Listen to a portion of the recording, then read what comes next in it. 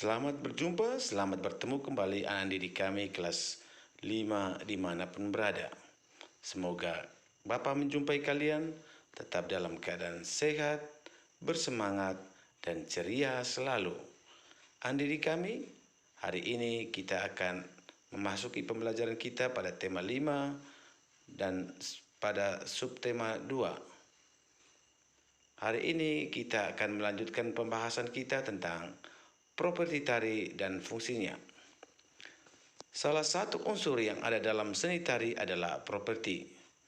Properti adalah perlengkapan atau alat yang digunakan dalam tarian. Properti berfungsi untuk memberikan keindahan pada tarian. Properti juga berfungsi sebagai media untuk menyampaikan makna yang terkandung dalam tarian.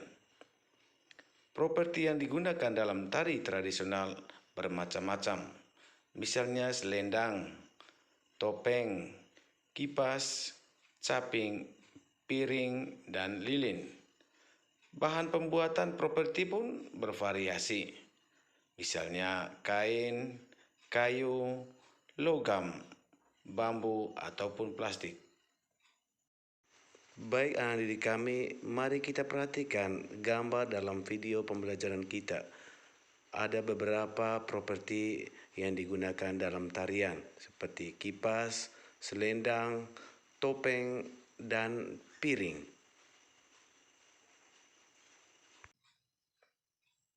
Baik anak didik kami, mari kita perhatikan gambar tari Bendrong Lesung dalam video pembelajaran kita. Dengan adanya menggunakan properti alu dan lesung, makna gerakan tarian tersebut menjadi lebih mudah dimengerti daripada tanpa properti. Properti tari juga dapat menunjukkan ciri khas tarian atau tema tarian. Alu dan lesung dalam tarian Bendrong Lesung membantu menggambarkan kegiatan masyarakat Banten saat menyambut datangnya musim panen. Dengan adanya properti, makna tarian Bendrong yang menggambarkan kegembiraan dan sukacita masyarakat dalam menyambut musim panen dapat tersampaikan dengan baik. Alu dan lesung yang beradu menghasilkan bunyi khas yang memperlihatkan semangat dan kegembiraan atas hasil panenan mereka. Baik anak didik kami, berikut ini kita akan coba memahami, mendalami tentang properti tari dan pola lantai dalam tari bertema.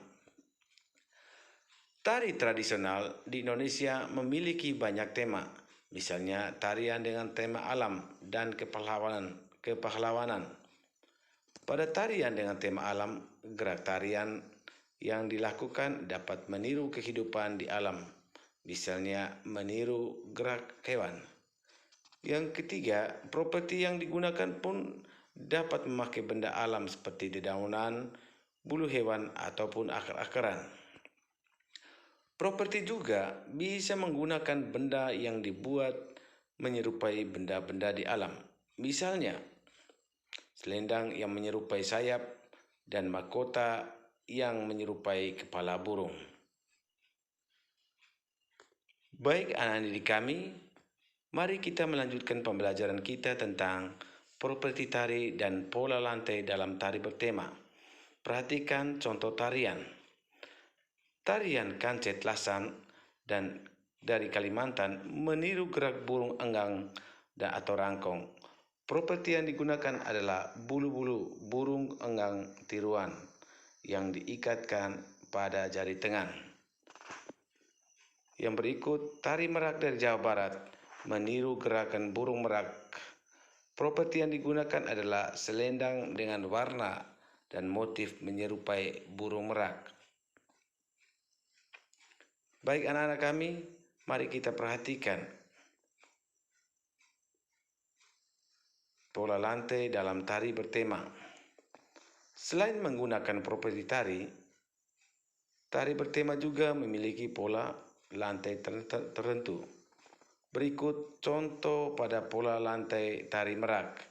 Ada pola lantai garis lurus, ada pola lantai melingkar, ada pola lantai lurus berlawanan arah, dan yang terakhir adalah pola lantai lurus berhadapan.